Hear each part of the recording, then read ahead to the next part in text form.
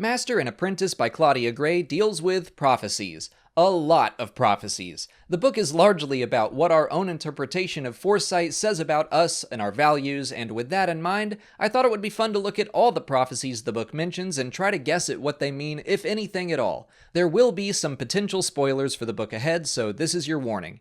Before we get started, I want to say that there is mention of the Chosen One prophecy in the book, but I'm not going to talk about it in this video because I already covered it in another video. You can find a link to that in the cards. Today we're focusing more on smaller prophecies. Early on, Obi-Wan references a prophecy written in Old Alderaanian that says, "She who will be born to darkness will give birth to darkness."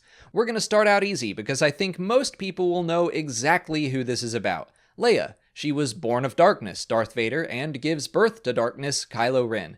The fact that it's written in Old Alderaanian only helps cement that. I'm sure there are more interpretations to be had, but that's the one I'm going with. For example, in the book, Qui-Gon speculates that it could refer to an ancient Duchess of Malastare whose father was a vicious warlord and whose daughter became a fallen Jedi.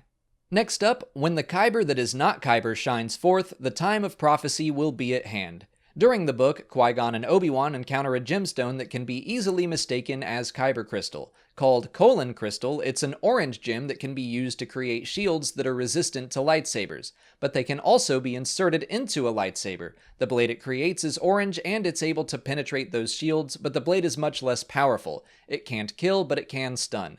Qui-Gon accepts the colon as the Kyber that is not Kyber, signaling that the time of prophecy is at hand. So when he comes across Anakin, it helps cement that belief that he is the Chosen One. But all of that happens later in the book, and when I first read the prophecy, my first thought was Jyn Erso. I would argue that she is one of the first movie characters that has a big Force-related destiny that is not Force-sensitive. She wears a Kyber crystal around her neck. At first glance, she isn't a hero, but throughout the movie, she grows into that role and helps save the galaxy. Of course, that all happens right before the events of A New Hope, and we could argue that the original trilogy is more the time of prophecy, when Anakin destroys the Sith and returns to the light. Moving on, when the righteous lose the light, evil once dead shall return. The book doesn't dive into this one at all, but I still came up with two potential meanings. The righteous could mean the Jedi Order, who I would definitely argue have lost the light by the time of the Clone Wars, allowing the Sith to return. But I also see a bit of Luke in there. He would be the righteous one who lost the light when he failed Ben Solo. He went into exile, allowing Kylo Ren and the First Order, or evil, to return and grow more powerful. In the book, Qui-Gon thinks it could refer to Darth Rind, a Sith Lord who was presumed dead by the Jedi Order, who eventually returned to wage war on them. The next prophecy is another one I think we can say is pretty cut and dry. One will ascend to the highest of the Jedi despite the foreboding of those who would serve with him. In the book, it's speculated that means Qui-Gon when he's invited to join the Jedi Council despite butting heads with its members many times. But that has to mean Anakin, right? Despite their reservations, the Council allows him to join without the rank of Master. Makes sense to me. The final prophecy we see in the book says, "He who learns to conquer death will through his greatest student live again." It's said that Dooku was especially interested in this one. I think a lot of people will go straight to Plagueis with the conquering death talk, but I'm leaning more towards Qui-Gon. He's the first Jedi to learn how to retain his consciousness after physical death.